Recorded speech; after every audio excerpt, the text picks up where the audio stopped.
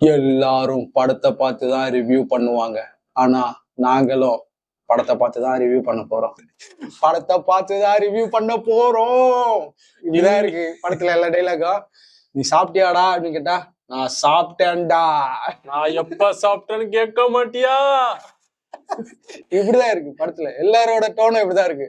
எல்லாம் loud speaker முழுங்கின மாதிரிதான் பேசுறானுங்க. திரும்ப பார்க்கலாம், அண்ணா, தம்பி, அக்கா.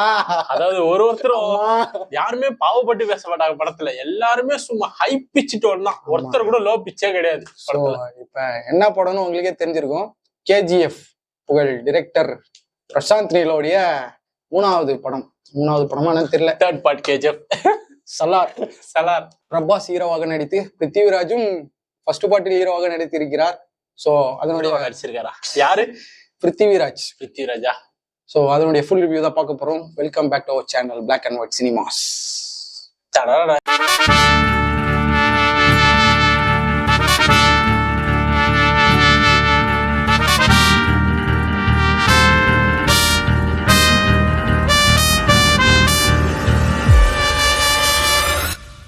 சலார். ஏன்னா இந்த படத்தோட ரிவ்யூ கொடுக்கும்போது நம்ம வந்து சத்தமா தான் பேசணும். ஏன்னா கம்மியா பேசினா அது ஒரு வைப்ரேஷன் சொல்லக்கூடாது. சலார் மாமா. நம்ம கேஜிஎஃப் டைரக்டர் வந்து உண்மையா கேஜிஎஃப் 1 வந்து எவ்வளவு ரீச் ஆகல தமிழ் இது இண்டஸ்ட்ரியில. ஆனா கேஜிஎஃப் 2 வந்து பிச்சு ரீச் ஆச்சு. அதுவும் கேஜிஎஃப் 2 வந்து நம்ம விஜய் படத்தை அடிச்சு துவம்சம் பண்ணிச்சு. அந்த டைம்ல விஜய் படமும் அவர் படம் கிளாஷ் அடிச்சு நொறுக்கி ஓரம் தள்ளிடுச்சு விஜய் படத்தை சொல்லுவாங்க. கேஜிஎஃப் 1 ஹிட் ஆச்சு. எப்படின்னா வேர்ட்ஸ் ஆஃப் மவுத்னு சொல்லுவாங்க. வாய்ப்பேச்சு மூலியமாக நிறைய பேரை போய் சென்றடைந்ததே பயங்கரமா இருந்துச்சு படம் வந்து. ஆனா செகண்ட் பார்ட் உண்மையாவே ஆடியன்ஸ் எல்லாம் தியேட்டருக்கு போயிட்டு என்ஜாய் பண்ணி பார்த்த படம். இந்த படமும் அதே ஃபார்மேட்ல தான் எடுத்திருக்காங்க.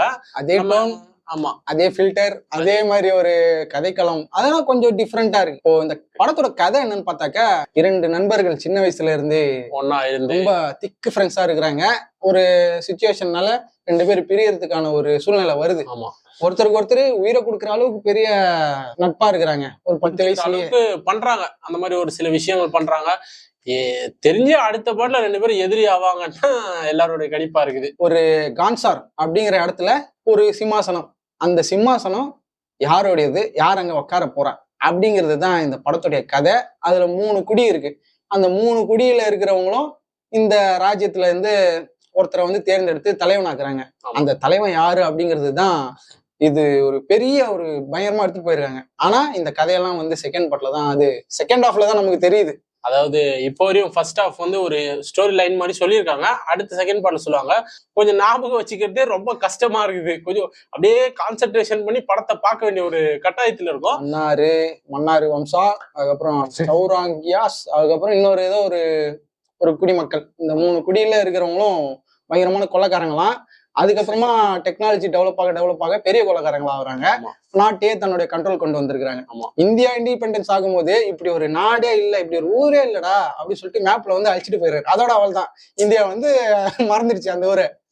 லைக் எப்படின்னா நம்ம மார்வெல்ஸ்ல இருக்கோம்ல, வக்காண்டா எப்படி உலகத்துக்கு தெரியாம ஒரு கிரகத்துல தனியா இருக்கும். நம்ம ஷிப் எடுத்துட்டு நம்ம வக்காண்டாவுல போறோம். அந்த மாதிரி வந்து அந்த மாதிரிதான் இருக்கு வக்காண்டா. கான்சார் இங்க வந்து அங்க அவங்க எப்படி அந்த ஊர்லயோ இந்த ஊர்ல நம்ம வந்து இப்படி கான்சார் தான் மெயின் இடம். மெயின் இடத்துல நடக்கக்கூடிய பிரச்சனை வந்து எடுத்திருக்காங்க. நம்ம பிரபாஸ் வந்து ஃபர்ஸ்ட் ஹாஃப்ல வந்து பார்த்தாக்கா ஹீரோவே பில்டப் பண்ணும். ஓகே, சூப்பரான விஷயம். அவர் வந்து மெக்கானிக். ஆக்சுவலி இந்த மெக்கானிக் அப்படின்னும் போது ஒரு கோவத்தை வந்து அவங்க அம்மா வந்து கண்ட்ரோல் பண்ணி வச்சிருக்காங்க. அவர் சதுரச்சுன்னா அவ்வளவுதானே நீங்களா காலிடா அப்படிங்கிற மாதிரியான ஒரு பில்டப் பண்ணிட்டு இருக்காங்க. அவர் வந்து அம்மா வந்து அடிக்காத அப்படின்னும் போது அவர் கை முறுக்குறாரு. வண்டி ஸ்டார்ட், அவங்க வண்டி ஸ்டார்ட் பண்ணுங்க. ஒரு சீனு அவன் இப்படி கை முருகனும் ஸ்டார்ட் ஆகி அடிச்சு துவம்சம் பண்றாரு. இன்டர்வல் எல்லாம் அவனை என்ன பண்றாருன்னா சோத்துல மிளகாத்தூளை கொட்டி சாப்பிட ஆரம்பிச்சிடுறாரு. எவ்வளவு காரம் வேணாலும் சாப்பிடுவான் அவன். ஆனா அவனுக்கு கோவமே வரும். வச்சு குழந்தை மாதிரி வச்சா அப்படின்ற மாதிரி காமிக்கிறாங்க. அவர் வந்து அது கொஞ்சம் ஏத்துக்க முடியாத ஒரு விஷயம் தான். இல்ல படத்துல வந்து எவ்வளவோ லாஜிக் கோட்டைகள், நிறைய ஃபிளாஸ் வந்து இருக்கு. இந்த பக்கத்துல இருக்கிற ஒருத்த வந்து அவரோட ஹேர் ஸ்டைல் நல்லா இல்ல, வேற ஹேர் ஸ்டைல் மாத்தலாம் அப்படின்னா இவ்வளவு பெரிய ஓட்டையில உனக்கு இந்த ஓட்டை தான் பெருசா தெரியுது வேற யாரும் இல்லடா அப்படின்னு. கெட்டப்க்கு வந்து ஹேர் ஸ்டைல் நல்லா இல்லாம இருந்துச்சு. யாஷ் வெறிய பெருசா விடணும் அப்படின்னு ஏசப்பா மாதிரி ஒண்ணு ஆசையா இருக்கா. அவன் யாஷுக்கு வந்து அந்த இதுக்கு கேங்ஸ்டருக்கு வந்து அந்த ஹேர் ஸ்டைல் நல்லா இருந்துச்சு. இவருக்கு வந்து ஒரு மெக்கானிக்கா எப்படி இருப்பாங்க? மெக்கானிக், கார் மெக்கானிக் டீசெண்டா இருப்பாங்க. அவரும் டீசெண்டா மெக்கானிக்ன்றாங்க. திடீர்னு கண்ணு 4 கண்ணு இப்படி போட்டு அப்படியே சுடுறாரு ஒரு ஐயோ. இன்ட்ரோவல் சீன் முன்னாடி ஒரு சீன் கார்ல எவ்வளவு கண்ணு லோட் பண்ணி வச்சிருக்காரு. ஆமா, அது எப்படி செட் பண்ணாரோ அது அவருக்கு எப்ப செட் பண்ணாரோ. எனக்கு தெரிஞ்சு ஒரு மெக்கானிக் நல்லா வச்சிருப்பாருன்னு நினைக்கிறேன். கார் மெக்கானிக் இருந்து கன் மெக்கானிக் வரைக்கும் எல்லாமே இப்ப படிச்சிருக்கோம். கொஞ்சம் கொஞ்சமா இதுல ஹிண்ட் விட்டுருக்காங்க. செகண்ட் பார்ட்டுக்கான ஹிண்ட். ஆமா, அது ஃபர்ஸ்ட் ஹாஃப் வந்து பாத்தீங்கன்னா சத்தமா பேசாத, சுத்தமா பிடிக்காது. ஆனா இதுல இன்னொரு நல்ல விஷயம் என்னன்னா ஃபர்ஸ்ட் ஹாஃப் வந்து தெலுங்கு படம் மாதிரி எடுக்க ட்ரை பண்ணிருக்காங்க. அதை நான் பாராட்டுறேன். 100%. ஏன்னா பிரபாஸ் வந்து இந்த யூனிவர்ஸ்ல மட்டும் வந்து 20 பேர் அடிக்க மாட்டாரு. இதுக்கு முன்னாடியே ஒரு 50 பேர் 100 பேர்லாம் அடிச்சு பறக்க விட்டுருக்காரு. இதுல வரும்போது புதுசா இருக்கு. இது வந்து டைலாக் எல்லாம் பேசல, பஞ்ச் டைலாக் எல்லாம் ஒரு அடிக்கும் போது ஒரு 2 இடத்துல அவர் டோட்டலாவே 10 டைலாக் தான் இருக்கும் போல. இது படத்துல 10 டைலாக் வந்து 10 தான் இருக்கும். அடிக்கிறதெல்லாம் 10 பேரா பறப்பாங்க ஒரு சைடும். அடி நீ போ அந்த பக்கம் போற, நீ இந்த பக்கம் போற, எல்லாம் ரோப் அடி தூக்கிட்டு இருக்கிற எல்லாரையும். லாஜிக்கை வந்து பார்க்க கூடாது இந்த படத்துல வந்து. இருந்தாலும் ஒரு மாதிரி உறுத்தலா இருந்துச்சு ஃபர்ஸ்ட் ஹாஃப் வந்து. கேஜிஎஃப் வந்து லாஜிக் கிடையாதான். ஆனா அந்த மக்கள் வந்து அக்செப்ட் பண்ணிட்டாங்க. அந்த பில்டப் நம்மளால ஏத்துக்க முடிஞ்சது. ஆனா இந்த பில்டப் ஏன் ஏத்துக்க முடியல அப்படின்னு தெரியல. ஸ்டோரி லைன் கொஞ்சம் வீக் ஆயிடுச்சு ஃபர்ஸ்ட் ஹாஃப்ல. ஏன்னா இவர்கிட்ட இருந்து எதிர்பார்த்தது கேஜிஎஃப் வந்து எப்படி இருக்கும்னு எல்லாருக்கும் தெரியும். அந்த ஸ்டோரி லைன் பிடிச்சிருச்சு. இப்ப இந்த ஸ்டோரி லைன் உள்ள மக்கள் அக்செப்ட் ஆக மாட்டாங்க எனக்கு தெரிஞ்சு. அதாவது டைரக்டர் கட் அப்படிங்கிற மாதிரி அவரோட ஸ்டைல்ல அவர் தனியா இப்போ ஒரு படம் வந்து பண்ணிருக்காரு. இப்போ மியூசிக் டைரக்டர் பாத்தீங்கன்னா மியூசிக்லாம் பயங்கரமா போட்டிருக்காரு. இதுலயுமே லைக் கேஜிஎஃப் மாதிரியே நிறைய இடத்துல வந்து நமக்கு வந்து கூஸ் பம்ப்ஸ் ஆச்சு மியூசிக்லாம். கேஜிஎஃப் மாதிரி ஆச்சு. ஆனா கேஜிஎஃப் மியூசிக் டோன் கொஞ்சம் கூட இதுல இல்ல. டோட்டலா அந்த மியூசிக் வேற, இந்த மியூசிக் வேற. டைரக்டர் அவர் பினிச்சார். பார்த்தா கண்டுபிடிச்சிடலாம் இவர் வந்து கேஜிஎஃப் மியூசிக் டைரக்டர் தான் அப்படின்னு. அந்த மாதிரி பயங்கரமா இருக்கு மியூசிக் வந்து. அப்புறம் ஸ்ருதிஹாசன் வந்து நடிச்சிருக்காங்க. அவங்க யாருன்னு தெரியல. சப்போர்ட்டிங் கேரக்டரா இல்ல ஹீரோயினியா இல்ல வில்லியா அப்படின்றது வந்து தெரியும். கதை கேட்கும் போதுதான் ஞாபகம் வந்துச்சு. கேஜிஎஃப்ல வந்து ஒரு லேடி ஒருத்தவங்க கதை கேட்பாங்களா, இதுலயும் வந்து ஒரு லேடி கதை கேட்கறாங்க. அதை வந்து ஒரு பாய் வந்து ஒருத்தர் சொல்றாரு. அதுதான் இந்த ஸ்ருதிஹாசன். நிரகல் ரவிக்கு பதிலா இங்க வந்து நம்ம தமிழ் ஆக்டர் ஒருத்தர் மாரிபுரத்தெல்லாம் வில்லனா வந்திருப்பாரு. அவர் பண்ணி இருக்கிறாரு. தமிழ் ஆக்டர்ஸ் இருக்கிறாங்க நிறைய பேரு. பாபி சிம்மா வந்திருக்காரு. அது பெரிய விஷயமா இருந்துச்சு. இது கூட ஒரு 2 பேர் வந்திருக்காங்க. ஆமா, பிருத்திவிராஜ் மனுஷன் கடைசியில எப்படி மாற போறான்னு தெரியல.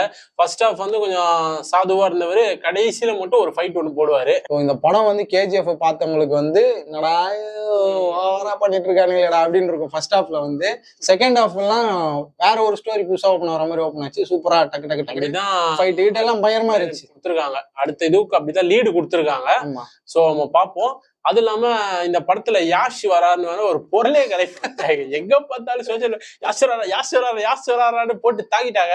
இந்த டைம்ல டோட்டலா வேற. அதை விட ஹைலைட் என்னன்னா, நாங்க தியேட்டர்ல இன்டர்வல்ல இருக்கும்போது யாஷ் படம் 2025 ரிலீஸ் ஆகுதான். அதுக்கு வந்து இது போடுறானுங்க. டாக்ஸிக் அப்படின்னு ஒரு படம். டாக்ஸிக்னு ஒரு படம் நடிக்கிறாரா. அதுக்கு இது போட்டிருக்கானுங்க. என்ன போட்டாங்க? ஒரு மோஷன் போஸ்டர். கிளைமேக்ஸ் முடிச்சு வெளியே வரும்போது ஓகே நம்ம கொடுத்தது கொஞ்சம் ஒர்த்தா இருக்குது செகண்ட் ஹாஃப் அப்படின்ற ஃபீல்ல வரும். படம் வந்து கேஜிஎஃப் வந்து கம்பேர் பண்ண முடியாது. இது தனி சோனு, அது தனி சோனு. ஆமா, இது வேற கதை, இது வேற கதை. ஆனா படம் நல்லா இருக்கும் ஓவரால் வந்து. நான் கூட ஸ்டார்டிங்ல ஏதோ அம்மா சென்டிமெண்ட் எடுத்துட்டு போய் கூட போய் சேர்த்துற போறாங்க. நான் பயந்தேன் கொஞ்சம். ஒரு சில விஷயங்களை வந்து அவாய்ட் பண்ணிருக்கலாம். சென்டிமெண்டா போடுறேன்னு சொல்லிட்டு நிறைய இடத்துல பாட்டு வந்து பாடுறாங்க. அது கொஞ்சம் நமக்கே வந்து கொஞ்சம் வருத்தமா இருந்துச்சு. சரி விடே அடிக்கிட்டாங்க. இந்த படத்துல விவேகம் படத்துல லாஸ்டா இவங்க பாட மாட்டாங்க. காஜல் அகர்வால் வந்து தலை சண்டை போடும்போது அந்த சீன் தான் ஞாபகம் வந்துச்சு. ஏமா கொஞ்சம் வாய் போடுமா அப்படின்னு நம்ம தமிழ் படம் 2ல ஸ்பூப் பண்ணிருப்பாங்களே அந்த மாதிரி இருந்துச்சு சில சீன்ஸ். மற்றபடி பர்ஃபார்மன்ஸ் எல்லாம் ஏன் பண்ணிருக்காங்கன்னா, கேஜிஎஃப்ல வந்து அம்மா சென்டிமெண்ட் பாட்டு வந்து அப்படி இருக்கும். அதுவும் இல்லாம அந்த ஒரு வயசான ஒரு பாட்டு ஒண்ணு வரும் படத்துல. ஒரு ரியாக்ஷன் மட்டும் நீங்க வந்து பாத்துக்கிட்டே இருப்பீங்க அடிக்கடி. எல்லாருமே வந்து இதே பாத்துட்டு எல்லாருமே தானடா இப்படியே பாத்துன்னு வயிற்றுல பாக்குற மாதிரி. யாருன்னா கதையை சொல்லுங்கடா அப்படின்றதான் பாக்குறாங்க. ஆனா அவங்க இஷ்டத்துக்கு தான் கதை. நிறைய ஸ்லோ மோஷன்ஸ் வந்து இருந்துச்சு. அதை கொஞ்சம் அவாய்ட் பண்ணிருக்காங்க. நிறைய ஆடியன்ஸ் வந்து கலாச்சாரம் எவ்வளவு நேரம் தான் திரும்பி பாத்துட்டு இருக்கு, டக்குன்னு திரும்பி பாடுறா அப்படின்ற மாதிரி கலாய்க்கிறாங்க. ஃபர்ஸ்ட் ஹாஃப்ல நிறைய சிரிப்புக்குள்ளான காட்சிகள் நிறைய இருந்துச்சு. செகண்ட் ஹாஃப் வந்து சூப்பரா இருந்துச்சு. இதான் எங்களுடைய ரிவ்யூ, ஜென்யூன் ரிவ்யூ.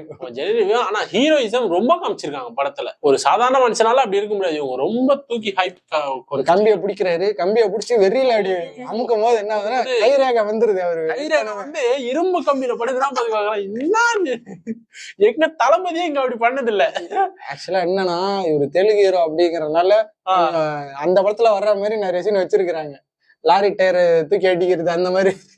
தளபதியே கடைசி படத்துல ஐநா கூட தான் சண்டை போட்டாரு. இவருன்னா கம்பியெல்லாம் வளைச்சிட்டு இருக்காரு. பயங்கரமா இருந்துச்சு. அதுல ஃபர்ஸ்ட் சீன்லாம் சோட்டா பீம் மாதிரி வந்துச்சு ஒரு ஃபைட்டு, பயங்கரமா இருந்துச்சு. அது வந்து அந்த டைம்ல ஒரு இது ஒண்ணு ஏறுதுங்க, கடைசி வரையும் கழுத்து வரையும் ஏறுது. ஷாக் அடிச்சதுல அப்படியே இருக்கு அந்த தழும்பு. படம் பாத்தீங்கன்னா நல்லா இருக்கும், பாருங்க. ஃபேமிலியோட பார்க்கக்கூடிய படம் தான். முகம் சுளிக்கிற மாதிரி எந்த ஒரு காட்சிகளும் கிடையாது. என்ன சிரிக்கிற மாதிரி நிறைய காட்சிகள் இருக்கும், அவ்வளவுதான். ஆனா அவங்க அதை மாஸ் பண்ணுவாங்க, நீங்க அதை உட்காந்து சிரிக்கலாம், பிரச்சனை இல்ல. ஆனா வந்து ஒரு தியேட்டருக்கு போய் பாக்குற அளவுக்கு ஒரு படம் தான். Okay, as usual, we are signing off. This is Jack. This is Benny.